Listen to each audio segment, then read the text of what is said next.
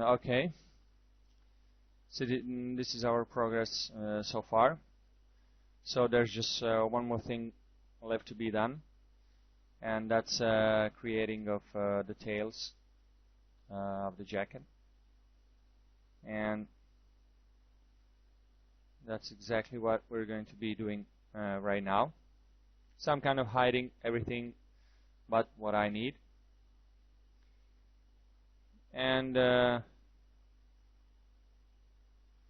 we're gonna remove those benzo edges that we added to make this edge sharper, and we're gonna add them later on easily. But right now they're just going to impede our progress, you know, and make things a bit more complicated than needed.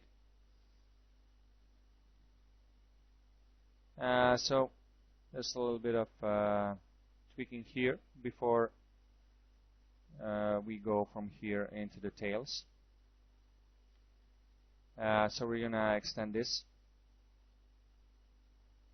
to go like this, and this is the beginning of our tail section.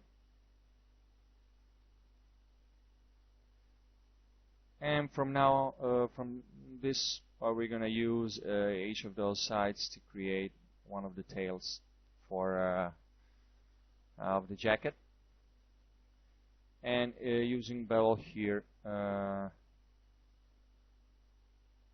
it's going to extrude each and one of those polygons. And when we go into Sap Edge, we see what we're getting here.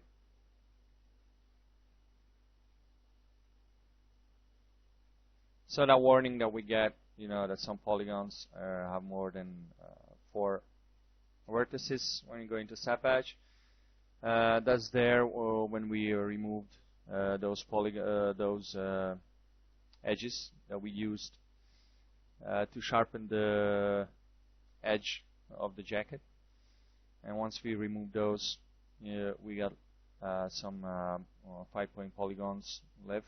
But once we again add those edges back, when we make the tails, that's going to be fixed as well. So we can kind of ignore that for now. And I'm just extending each of these tails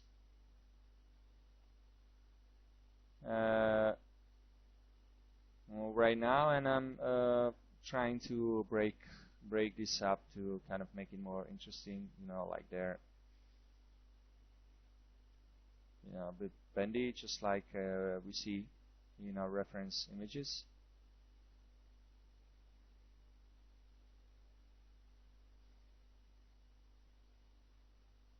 So that's the process that we're going to do for each one of those.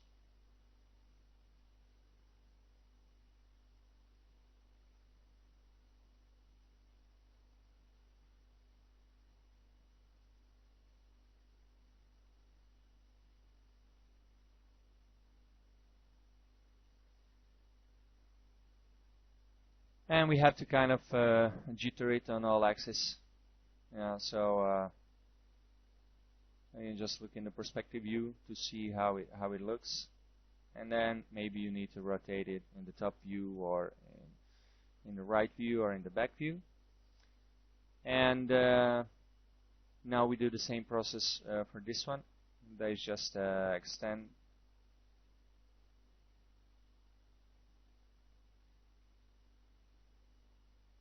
Well, but in fact, what I did here is just copy it again to save some time. So, I mean, you can extend each and one of those by itself.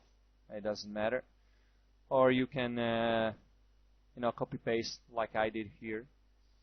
And then the good thing to do is to select the points from the jacket layer and paste them into this layer, and then just weld up these endpoints, and you're going to have your tail perfectly aligned with the end in the background that we're keeping here, which is exactly what I did. And now it's just a matter of kind of jittering it to break up, this copied feeling. And that's one way of doing it, of course. You can just extrude from scratch each one of those.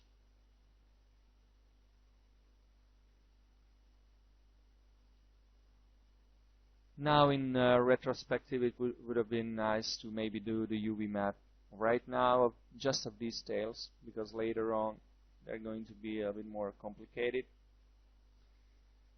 But, sometimes you remember these things and sometimes you don't. But you'll see as we progress and go to the UV mapping, we're going to solve that problem as well. And I didn't worry about these tails so much about texturing them, because I knew that they're going to be, this back that is textured is not going to be visible in our render in any way. But just in case, you wanted to do a 360 render of your model, then you would need to take a little bit more care of this. And by the end of the tutorial, you'll see how it's going to all turn out. It's going to be pretty good. But yeah, just a thought right now. Wouldn't been smart maybe to make a UV map right there. Well, right now let's get back to creating these tails. So I'm kind of keeping each of these tails in their separate layer, so I can edit them more easily. Pick the points more easily. And here again, you see how I copy paste those points, and then it's just a matter of welding in this layer those points, and they'll be perfectly aligned with the background model. That's a neat trick for you to do to make it easier to pull it all back together without any loose points hanging around.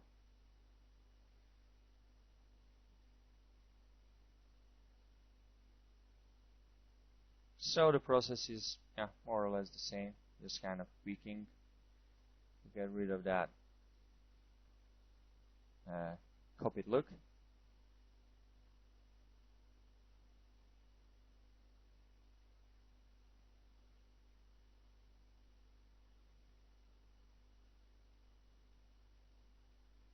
So let's just see what we have here.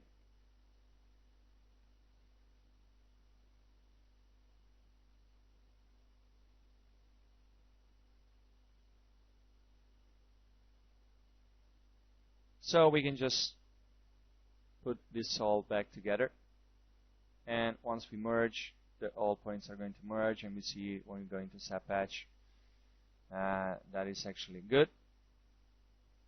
And this warning again is that polygon that was created when we removed those edges.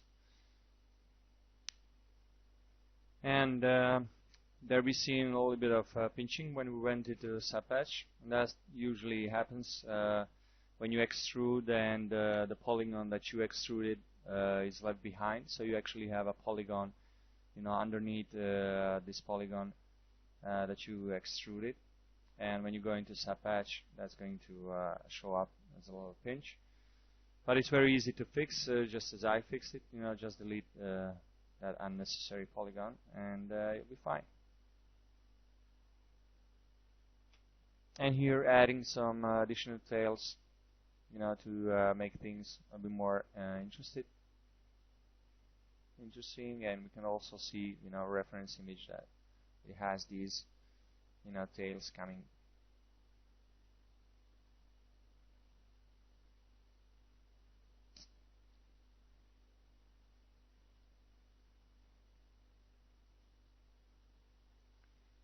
And then just kind of jitter it around.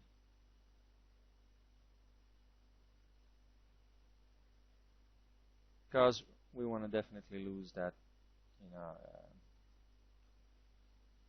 feeling of stiffness, especially in these tails. So don't be afraid to move them in all axes, left and right.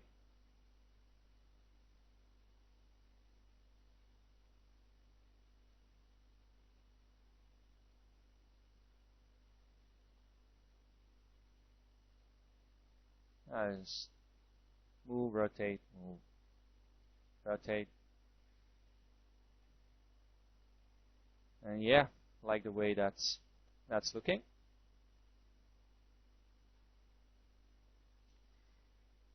And yeah, it would have maybe been a bit smarter to do this when they were all in separate layers. Would have made it a little bit easier. We have to go through this polygon clutter. But it isn't, such a big deal. If it was, a problem, we could always, just select them and again divide them into different layers. But I figured, in this case, it really wasn't bothering me so much. It could work. Wasn't a problem. So I just kind of left it like it was and tweaked it in while it was all in the same layer.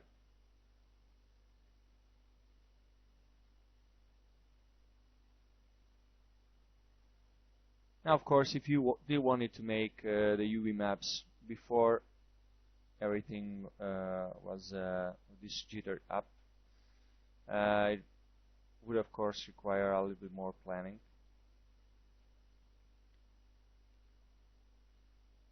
But for us, I felt it wasn't so necessary, and I didn't really think about it so much. So just kind of looking at what we have so far, and yeah, it's looking pretty good. I'm happy how that's coming out right now. And it's really, we're getting that ragged look that I wanted to achieve.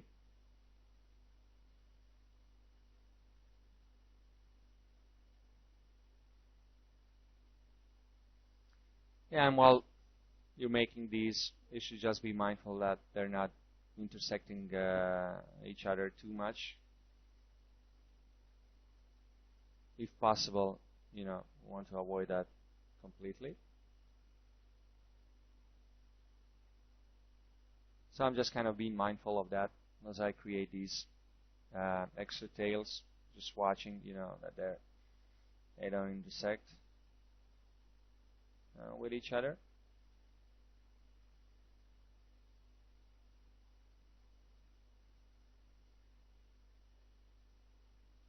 So you can make these, as much as you like. The principle is always the same. Just select the side polygon and extend, and while you're extending, resize. So extend, resize, and you get this nice looking effect.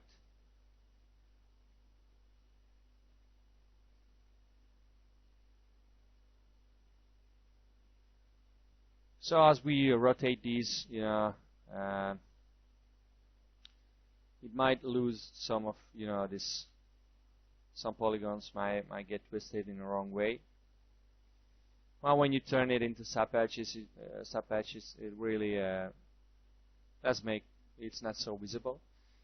But if you want to clean it up to have yourself a nice mesh as possible, you should just be mindful of that while you're jittering it up. If some polygons get twisted awkwardly, just to fix that. And that is the problem when you're working like this with polygons that do have thickness. That sometimes they can breach, intersect each other. or bend awkwardly, and that is not a big problem to fix.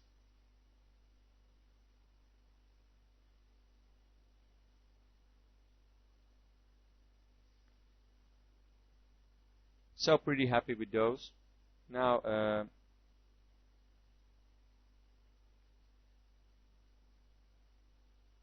I'm just going through some reference images to see if I have, like a better image of the end of these tails, but it really doesn't matter. I have the idea, how I want it to look,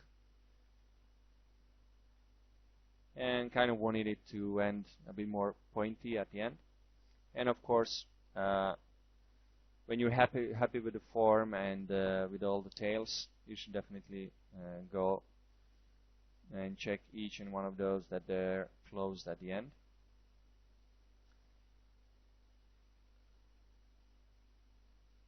That's important when we go into sub-patching. It's going to sub-patch nicely. So some of these are closed, and some of these extra tails that we created are not.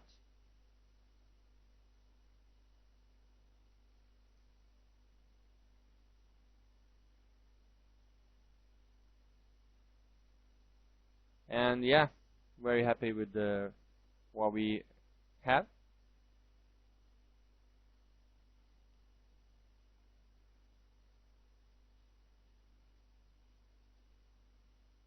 And I just kind of drop this a bit more down to get a nicer curve there. And yeah, it's looking pretty good. As we can see, we don't see any pinching there, and like the way it looks.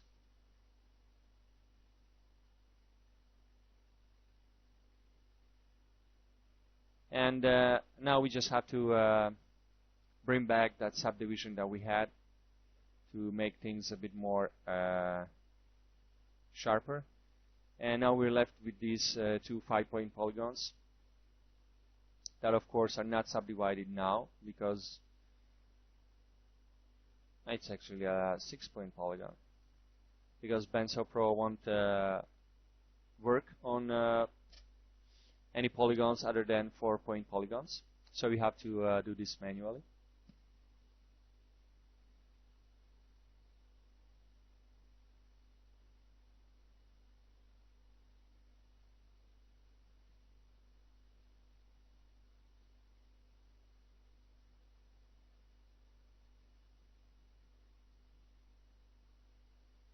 So we just do the same thing with this one here. Make sure that you weld up whatever you use the knife tool on. You have to weld up those points.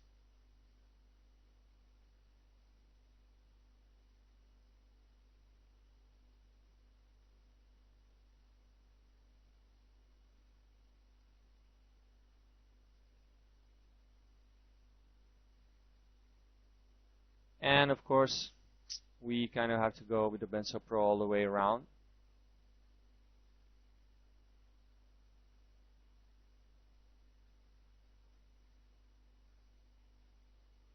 And sometimes it's not going to work perfectly. Benso Pro will stop.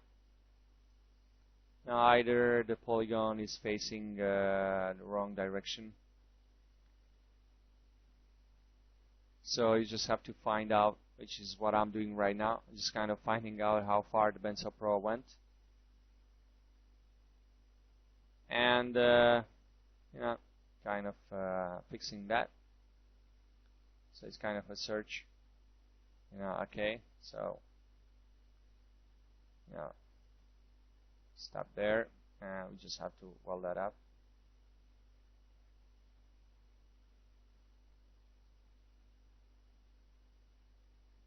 And we want to, of course, eliminate any other surfaces than the checkhead surface here. And yeah, now that we went all around with the Benso Pro, we can fix up that polygon that started it all.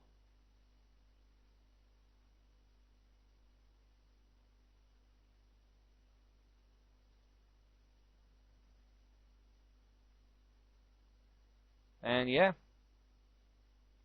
we got ourselves our tail section.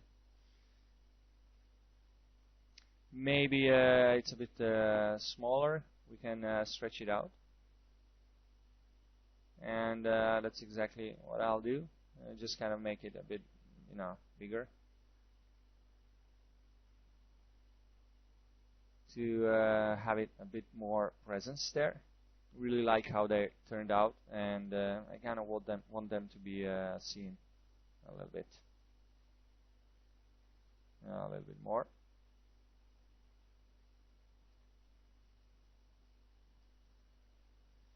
I'm making small adjustments to fit to the whole model of Jack a little bit better.